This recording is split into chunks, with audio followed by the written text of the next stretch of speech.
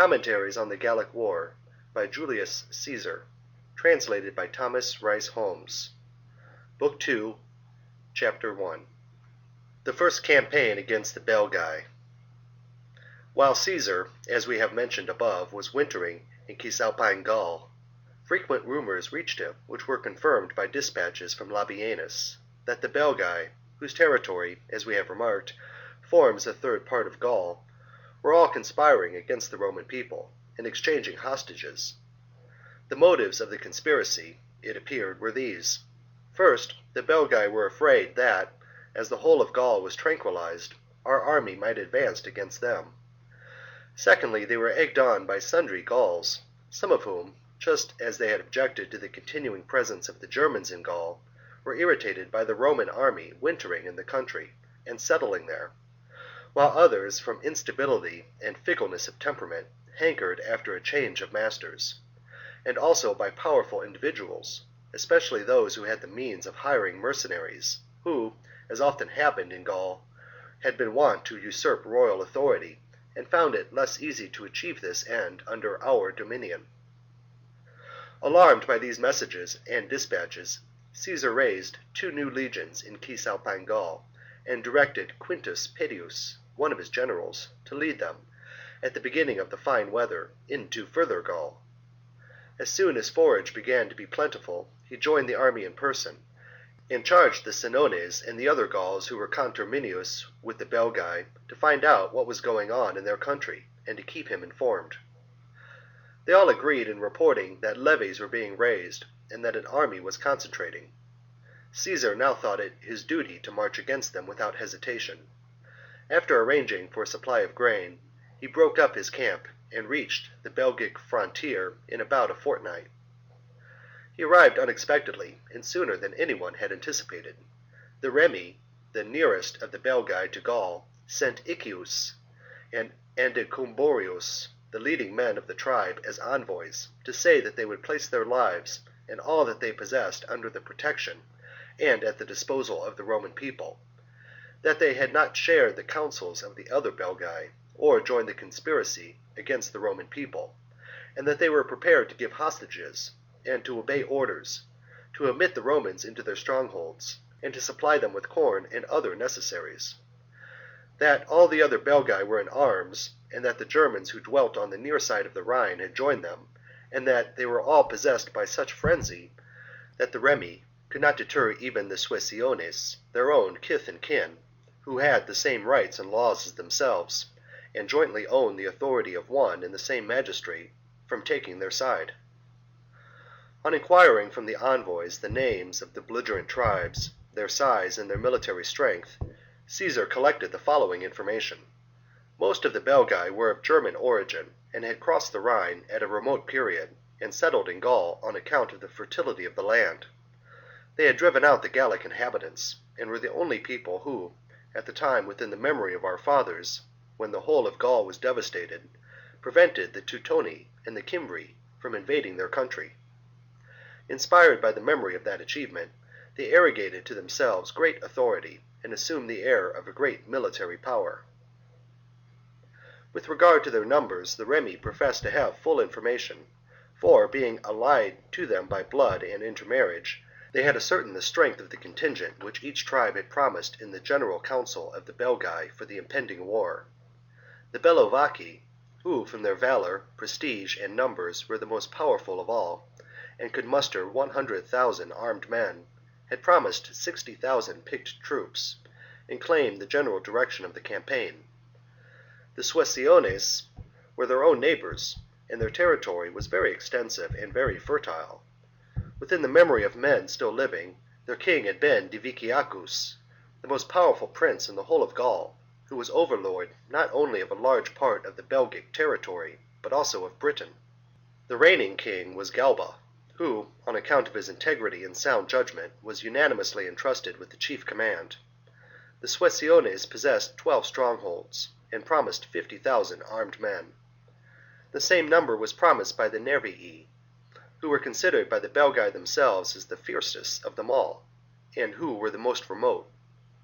The Atrebates promised 15,000, the Ambiani 10,000, the Menapii 7,000, the Caleti 10,000, the Veliocases and the Viromandui jointly the same number, and the Aduatuci 19,000, the Condrusi, the Eburones, the Cairoisi, and the Paimani, who were known by the common appellation of Germans, promised, so the Remi believed, about 40,000. Caesar addressed the Remi in encouraging and in gracious terms, and ordered their entire council to meet him, and the children of the leading men to be brought to him as hostages. All these orders they carefully and punctually obeyed. He then earnestly impressed upon the Aeduan Diviciacus that it was most important in the interest of the Republic, and indeed of the Aeduans and Romans alike, to break up the enemy's forces, so as to avoid the necessity of engaging such a powerful host at once. The object could be attained if the Aedui marched into the country of the Bellovaci and proceeded to devastate their lands. With this injunction he dismissed Diviciacus. Finding that all the Belgic forces had concentrated and were marching against him, and learning from the reconnoitering parties which he had sent out, and from the Remi, that they were not far off, he pushed on rapidly, crossed the Aisne, which flows through the most distant part of the country of the Remi, and encamped near its banks. This movement protected one side of his camp by the banks of the river, secured his rear, and enabled his supplies to be brought up without danger by the Remi and the other tribes. The river was spanned by a bridge, at the head of which he established a strong post, while on the other side of the river he left 6 cohorts under one of his generals, Titurius Sabinus.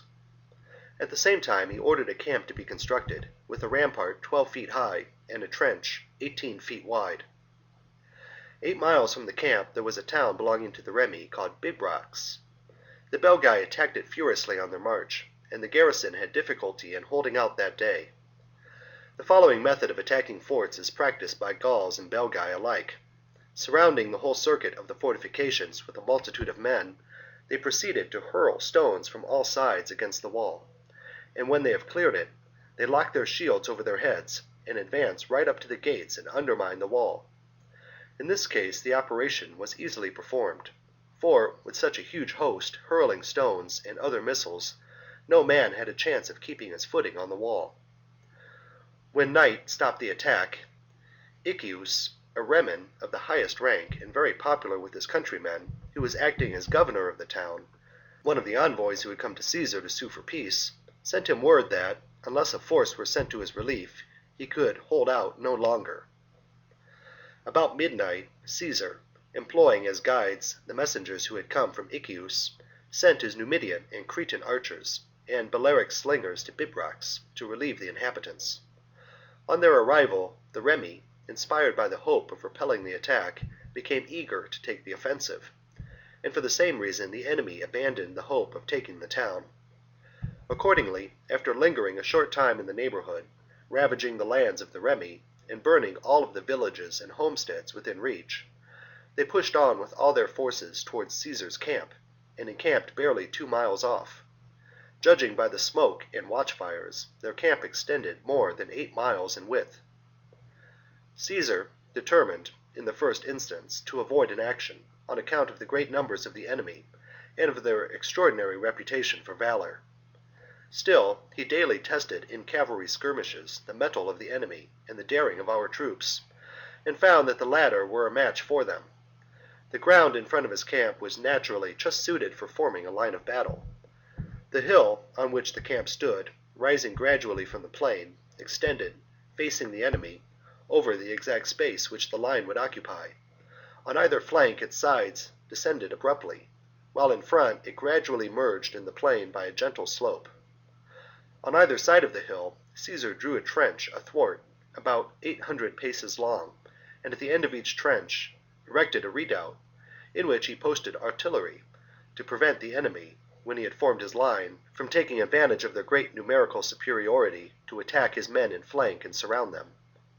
Having done this, he left his 2 newly raised legions in camp, so that they might be available at any point as a reserve, and drew up the remaining 6 in line of battle in front of the camp. The enemy likewise had marched their forces out of the camp and formed them in line. There was a morass of no great size between our army and that of the enemy. The enemy waited to see whether our men would cross it, while our men, weapons in hand, were ready to attack them in case they crossed first, when their movements would be impeded. Meanwhile, a skirmish of horse was going on between the two lines. Neither side would cross first, and the skirmish resulting in favour of our men, Caesar withdrew his infantry into the camp. Forthwith the enemy moved rapidly from their position to gain the river Aisne, which, as the narrative has shown, was in the rear of our camp. There they discovered a ford, and endeavoured to throw a part of their force across, intending, if possible, to storm the redoubt commanded by the general, Quintus Titurius, and break down the bridge, or, failing this, to devastate the lands of the Remi, who were very useful to us in the campaign, and to cut off our troops from supplies. Caesar, on receiving information from Titurius, took the whole of his cavalry, his light-armed Numidians, slingers, and archers, across the bridge, and pushed on rapidly against them. A fierce combat took place at the spot where they were crossing. Our men attacked the enemy in the river, while their movements were impeded, and killed a great number of them. The rest made a most daring attempt to get across over their dead bodies, but they were beaten back by a shower of missiles, while the leading division, who had crossed already, were surrounded by the cavalry and killed. The enemy realized that they had deceived themselves in expecting to storm the stronghold and cross the river. They saw that the Romans would not advance and fight on an unfavourable position, and their supply of grain was beginning to run short. They therefore called a council of war, and decided that the best course would be for the several contingents to return home, and rally from all parts to the defence of the people, whose country the Roman army invaded first. They would thus fight in their own and not in foreign territory, and have the benefit of home-grown supplies. Among other reasons, they were led to adopt this resolution by the knowledge that Diviciacus and the Aedui were approaching the country of the Bellovaci, and the latter could not be induced to remain any longer and refrain from helping their own people. Having come to this decision, they moved out of camp in the second watch with great uproar and confusion. There was no order, no discipline, everybody trying to get the first place on the road, and being in a hurry to reach home, so that their departure resembled a rout. Caesar was promptly informed of what they had done by scouts. Fearing an ambuscade, for he did not yet clearly see the reason for their departure, he kept his army, including the cavalry, in camp. At daybreak the report was confirmed by patrols, and Caesar sent on ahead the whole of his cavalry, commanded by two generals, Quintus Pedius and Lucius Aurunculeius Cotta, to retard the rear guard, at the same time ordering Titus Labienus to follow in support with 3 legions. This force attacked the rear guard and pursued them for many miles, killing a large number of the fugitives. For while the rearmost ranks, when overtaken, made a stand, and gallantly resisted the attack of our infantry, the van, fancying themselves out of reach of danger, and not being restrained by necessity or discipline, broke their ranks when they heard the distant cries and ran for their lives. Thus our men slaughtered them in numbers, without any risk to themselves, as long as daylight lasted. Towards sunset they left off, and returned in obedience to instructions to camp. On the following day, before the enemy could recover from their panic flight, Caesar led the army into the country of the Suessiones, who were conterminous with the Remi, and pushed on by a forced march to the stronghold of Noviodunum. Hearing that it was undefended, he attempted, immediately after his arrival, to storm it, but the moat was so broad and the wall so high that, notwithstanding the small number of the garrison, he was unable to carry the position. After entrenching his camp, he proceeded to form a line of sheds, and to make the necessary preparations for a siege. On the following night, before he could resume operations, the whole host of the fugitive Suessiones thronged into the town. The sheds were speedily brought up, earth was shot into the moat, and towers were erected, and the Gauls, alarmed by the magnitude of the works, which they had never seen or even heard of before, and also by the swift energy of the Romans, sent envoys to Caesar proposing to surrender. The Remi interceded for their lives, and their prayer was granted. Caesar took the leading men of the tribe, as well as 2 of King Galba's own sons, as hostages. And after all the arms in the town had been delivered up, he accepted the surrender of the Suessiones, and marched into the country of the Bellovaci, who threw themselves with all their belongings into the stronghold of Bratus Pantium. When Caesar and his army were about 5 miles off, the older men all came out, stretched out their hands to him, and declared that they were ready to place themselves under his protection and in his power, and that they were not in arms against the Roman people. In like manner, when he had approached the stronghold and was encamping on its outskirts, the women and children stretched out their hands from the wall in the native fashion and begged the Romans for peace. Diviciacus, who, after the retreat of the Belgae, had disbanded the Aeduan forces and returned to Caesar, interceded for the suppliants. The Bellovaci, he said, had at all times been dependents on the Aedui, and in amicable relations with them, but at the instigation of their leaders, who said that the Aedui had been enslaved by Caesar, and had to put up with ill usage and insults of every kind, they had abandoned their connection with them, and taken up arms against the Roman people. The ringleaders, realizing the magnitude of the disaster which they had brought upon their country, had escaped to Britain. Not only the Bellovaci, but also the Aedui on their behalf, would beg Caesar to treat them with the forbearance and humanity for which he was distinguished. By doing so he would increase the authority of the Aedui among the Belgae generally, for the Aedui commonly relied on their assistance and resources to carry on any wars in which they happened to be engaged. Caesar said he would spare their lives and take them under his protection out of respect for Diviciacus and the Aedui. But as the tribe ranked high among the Belgae and had a very large population, he required 600 hostages. After they had delivered over, and all the arms brought out of the town and piled, Caesar marched from Bratus Pantium to the territory of the Ambiani, who surrendered unreservedly without delay. Their territory was conterminous with that of the Nervii. Caesar made inquiries about the character, manners, and customs of this people, and collected the following information. Traders were not allowed to enter their country. They would not permit the importation of anything in the shape of wine or other luxuries, believing that courage was enfeebled by these indulgences, and manly vigor enervated. They were a fierce, brave people, and railing at the other Belgae and accusing them of having surrendered to the Romans and made shipwreck of their ancestral valor, they vowed that they would not send envoys or accept peace on any terms. End of Book 2, chapters 1 through 15.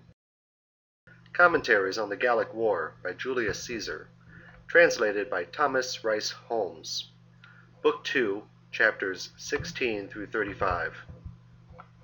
After marching for 3 days through their territory, Caesar learned from prisoners that the Nervii had encamped on the further side of the river called the Sambre, which was not more than 10 miles from his camp, and were there awaiting the arrival of the Romans, along with their neighbours the Atrebates and the Viromandui, both of whom they had persuaded to share with them the fortune of war.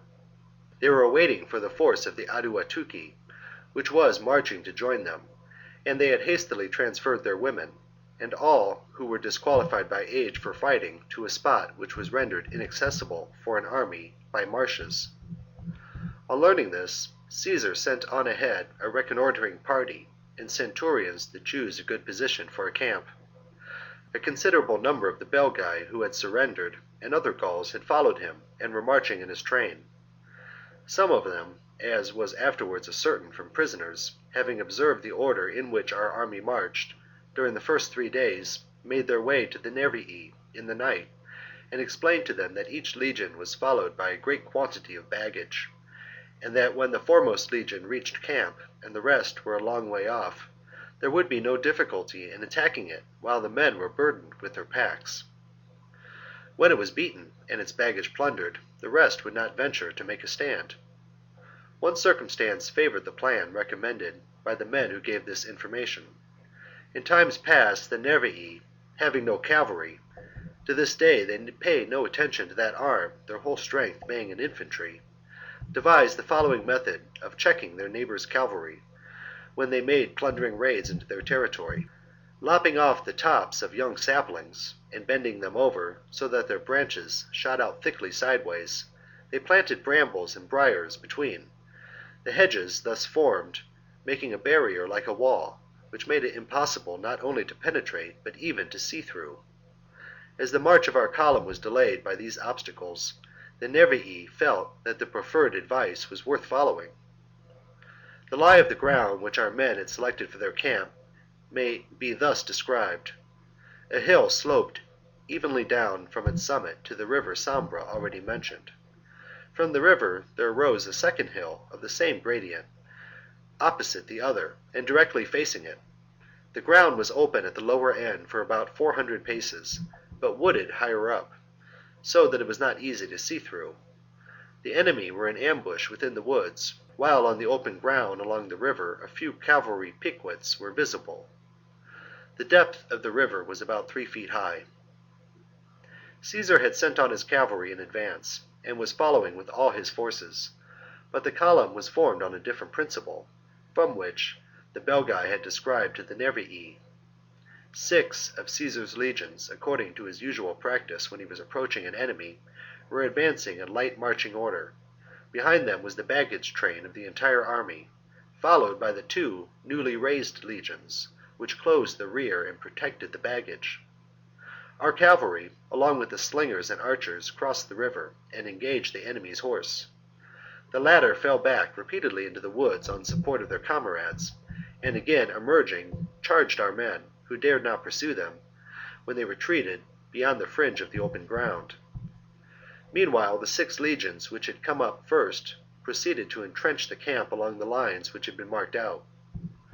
When the head of our baggage train was descried by the troops ambushed in the woods, the moment which they had agreed upon for the beginning of the battle, suddenly, in the exact order in which, with mutual exhortations, they formed their line within, the whole force darted forth and swooped down upon our cavalry. Sending them flying in disorder, without any effort, they rushed down to the stream with such incredible swiftness that it seemed as if almost at the same instant they were at the woods, in the river, and now at sword's point with our men. As swiftly they pressed up the hill to attack our camp, and the men who were engaged in entrenching it. Caesar had to arrange everything at once, display the red flag, the signal for arming, sound the trumpet, recall the men from the trenches, send for those who had gone further afield in search of wood, form the line, harangue the troops, and give the signal for battle. Want of time and the enemy's onset prevented much of this from being done. 2 things, however, served to lighten his difficulties. First, the knowledge and experience of the soldiers, who, as seasoned campaigners, were able to decide for themselves what ought to be done as well as others could tell them. And secondly, the fact that he had forbidden his marshals to leave the works and their respective legions till the camp was entrenched. As the enemy were so close and coming up so fast, they did not wait for orders from Caesar, but made the arrangements which they thought right on their own responsibility. Caesar, after giving indispensable orders, hurried down at haphazard to encourage the soldiers, and came to the 10th Legion. He spoke briefly, merely urging the men to remember their ancient valor, keep cool, and sustain resolutely the enemy's rush. Then, as the enemy were within range, he gave the signal for action. Going on to another part of the field to encourage the men, he found them already engaged. Time was so short, and the enemy were so ready and eager for battle, that there were not a moment even for putting on helmets and pulling up the covers off shields, much less for fitting on crests. Each man, as he came down from the trenches, fell in by the standard he first caught sight of, wherever he happened to find himself, not wishing to waste the time for action in looking for the men of his company. The army was drawn up as well as time permitted, according to the requirements of the ground, and the slope of the hill, rather than the formation prescribed by tactical rules. The legions were separated and making head against the enemy at different points, while the view was interrupted, as we have explained before, by hedges of extraordinary thickness. It was therefore impossible to post reserves at fixed points, or to foresee what would be wanted at each and every part of the field. Nor could one man give all the necessary orders. With such adverse conditions, then, the vicissitudes of fortune were naturally various. The men of the 9th and 10th legions were posted on the left of the line. With a volley of javelins they drove the Atrebates, the division which they had encountered, who were breathless and tired from their rapid charge and enfeebled by wounds, from the high ground to the river, and when they attempted to cross, pressed them, sword in hand, and killed a great many while their movements were impeded. Crossing themselves without hesitation, and pushing on though the slope was against them, when the enemy rallied they renewed the combat and routed them. Similarly, in another part of the field, 2 legions, the 11th and 8th, which were separated from one another, encountered the Virumandui, drove them from the higher ground, and maintained the combat right on the banks of the river. Nearly the whole camp, however, in front and on the left was exposed, and the 12th legion, and at no great distance the 7th, being posted on the right wing, the whole of the Nervii formed in compact column, and led by Boduonatus, the commander-in-chief, advanced rapidly against the position, and while some of them began to move round the legions on their exposed flank, others made for the summit of the hill on which the camp stood. At the same time our cavalry, and the light armed foot associated with them, who were routed, as I have said, by the enemy's first charge, were retreating to the camp when they came full upon the enemy, and again took to flight in another direction. And the servants, who from the rear gate, situated on the crest of the ridge, had seen our victorious troops cross the river, and had gone out to plunder, looked back, and, seeing the enemy moving about in the camp, precipitately fled. Simultaneously a babel of voices arose from the men who were coming up with the baggage, and they rushed panic-stricken in different directions. A body of horsemen belonging to the Treveri, whose courage is proverbial among the Gauls, had been sent by their tribe as an auxiliary force to join Caesar. Alarmed by all these signs of panic, seeing that our camp was thronged by the enemy, and that the legions were hard-pressed and all but hemmed in, that servants, horsemen, slingers, and Numidians had parted company and scattered, and were flying in all directions, they despaired of our success, hastened homewards, and told their countrymen that the Romans were disastrously defeated, and that the enemy had captured their camp and baggage. Caesar, after haranguing the 10th legion, had gone off to the right wing. He saw that his troops were hard pressed, and that the men of the 12th legion, their standards closely massed, were crowded together and preventing each other from fighting. All the centurions of the 4th cohort, as well as the standard-bearer, were killed. The standard was lost. Almost all the centurions of the other cohorts were either killed or wounded, including the chief centurion, Publius Sextius Baculus, the bravest of the brave, who was so exhausted by a number of severe wounds that he could no longer keep his feet. The men had lost all dash, and some in the rear ranks had abandoned their posts and were slinking away from the field and getting out of range, while the enemy were coming up in front in an unbroken stream from below, and closed in on both flanks. In short, the situation was critical, and there was no reserve available. Seeing all this, Caesar, who had come up without a shield, took one from a soldier in the rear rank, stepped forward into the front rank, and, addressing the centurions by name, encouraged the men and told them to advance, opening their ranks so that they might be able to use their swords more readily. His coming inspired them with hope and gave them new heart, and as every one, even in his extremest peril, was anxious to do his utmost under the eyes of his general, the enemy's onset was in some measure checked. Noticing that the 7th legion, which stood close by, was likewise hard pressed by the enemy, Caesar told the tribunes to make the legions gradually approach one another, face the enemy on all sides, and advance. This was done, and, as the men now gave each other mutual support, and were not afraid of being taken in rear, they began to offer a more confident resistance, and to fight with more resolution. Meanwhile, the men of the 2 legions which had brought up the rear and guarded the baggage, having received news of the action, had quickened their pace, and were descried on the brow of the hill by the enemy, and Titus Labienus, who had captured the enemy's camp, and observed from the high ground what was going on in ours, sent the 10th legion to the assistance of our men. Realizing from the flight of the cavalry and servants how matters stood, and seeing that camp legions in general were in great peril, they put forth their utmost speed. Their arrival wrought such a complete change that, on our side, even men who had lain down severely wounded leaned on their shields and renewed their fight. The servants, noticing the enemy's alarm, rushed upon them, unarmed against armed, while the cavalry, anxious to wipe out the disgrace of their flight by gallant deeds, outvied the legionaries at every point. But the enemy, even in their despair, displayed such heroic courage that, when their foremost ranks had fallen, the next mounted upon their prostrate comrades, and fought standing on their bodies, and when they too were struck down, and the corpses littered in a heap, the survivors hurled, as from a mound, their missiles against our men, and picked up and flung back their javelins. We are not to think, then, that it was in vain that these gallant men dared to cross a broad river, to climb high banks, and to assail a formidable position. These things, in themselves most difficult, had been made easy by their heroism. The battle was over, and the Nervian people, nay, their very name, was brought to the verge of extinction.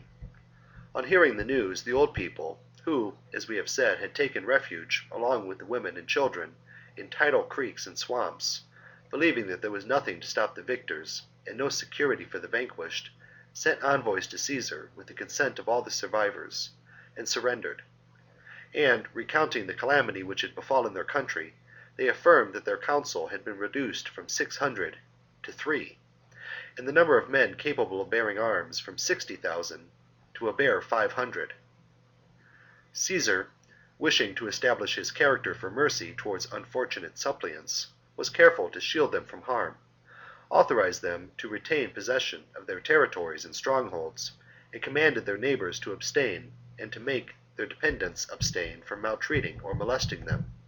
The Aduatuci, whose movements we have already described, were coming with all their forces to the assistance of the Nervii, when, on the announcement of the battle, they turned without halting and went home. Abandoning their other strongholds and fortified posts, they removed all their belongings into one fortress of extraordinary natural strength. All round it presented a line of high rocks and steep declivities, which at one point left a gently sloping approach, not more than 200 feet wide. This place the garrison had fortified with a double wall of great height, upon which, as a further protection, they were laying stones of great weight and sharp-pointed beams. The Aduatuci were descended from the Cimbri and Teutoni, who, on their march for our province and Italy, left the stock and baggage which they were unable to drive or carry with them on this side of the Rhine, with some of their number to look after them, and 6,000 men to protect them. After the fate of their countrymen, this band was for many years harassed by the neighbouring peoples, sometimes attacking, at other times repelling attack. At length they made peace, and with the consent of all the other tribes, selected this district as their abode. Immediately after the arrival of our army, the Aduatuci made a series of sorties from the town, and engaged in skirmishes with our troops.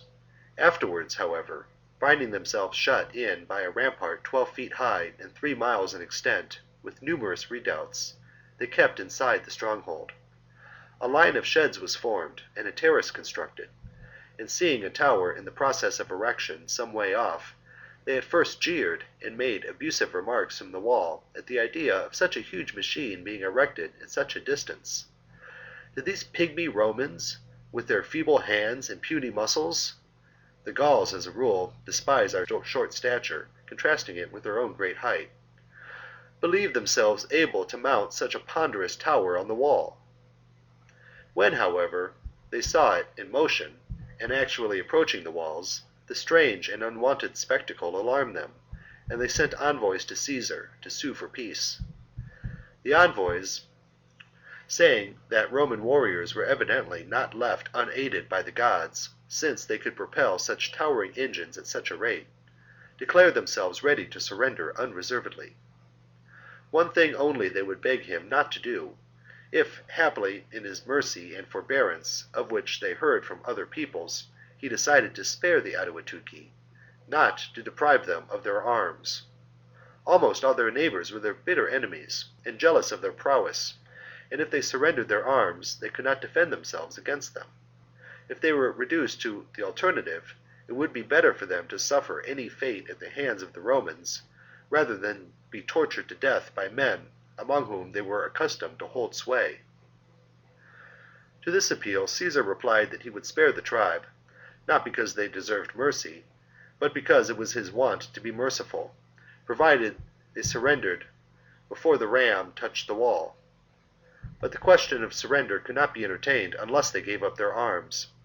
He would act as he had acted in the case of the Nervii, and order their neighbours not to molest those who had surrendered to the Roman people. The envoys, after reporting his decision to their principals, professed themselves ready to obey his commands. A great quantity of arms was pitched down from the wall into the trench in front of the town, the heap almost reaching to the top of the wall and of the terrace. And yet, as was afterwards discovered, about 1/3 was concealed and kept in the town. The gates were then thrown open, and on the same day the garrison entered upon the enjoyment of peace. Towards evening Caesar ordered the gates to be shut and the soldiers to leave the town, for fear the inhabitants should suffer any injury at their hands in the night. They had evidently prearranged a plan, believing that, after the capitulation, our troops would withdraw their piquets, or at any rate be less vigilant in maintaining them, and taking the arms which they had kept back and concealed, as well as shields made of bark or wattle-work, which, being pressed for a time, they had hastily covered with skins, they made a sudden sortie in the third watch, with their whole force at the point where the slope leading up to our entrenchments appeared easiest. The alarm was promptly given, in obedience to orders which Caesar had issued in anticipation by fire signals, and troops hurried to the point from the nearest redoubts. The enemy's whole hope of safety depended on courage alone, and they fought with the fierce energy which was to be expected from brave men, fighting on a forlorn hope, on unfavourable ground, against opponents who were hurling their missiles from rampart and towers. About 4,000 were killed, and the rest driven back into the town. The next day, as there was no longer any resistance, the gates were burst open, the soldiers were sent in, and Caesar sold by auction, in one lot, all of the booty of war found in the town. The purchasers reported the number of individuals as 53,000. At the same time, Caesar was informed by Publius Crassus, whom he had sent with a single legion to the territories of the Venetii, Venelii, Bucismi, Coriosolites, Esuvii, Aulerci, and Rhedones, maritime tribes whose country reaches the ocean, that all of them had been brought completely under the dominion of the Roman people. These operations resulted in the pacification of the whole Gaul, and the natives were so impressed by the story of the campaign which reached them, that the peoples who dwelt beyond the Rhine sent envoys to Caesar, promising to give hostages and fulfill his commands. Being anxious to get to Italy and Illyricum without delay, he ordered the envoys to return to him at the commencement of the following summer. Quartering his legions for the winter in the territories of the Carnutes, Andes, Torone, and other tribes which were near the theatre of the recent campaign, he started for Italy. On the receipt of his dispatches, a thanksgiving service of 15 days was appointed to celebrate his achievements, an honour which had not hitherto fallen to the lot of anyone. End of Book 2, chapters 16 through 35.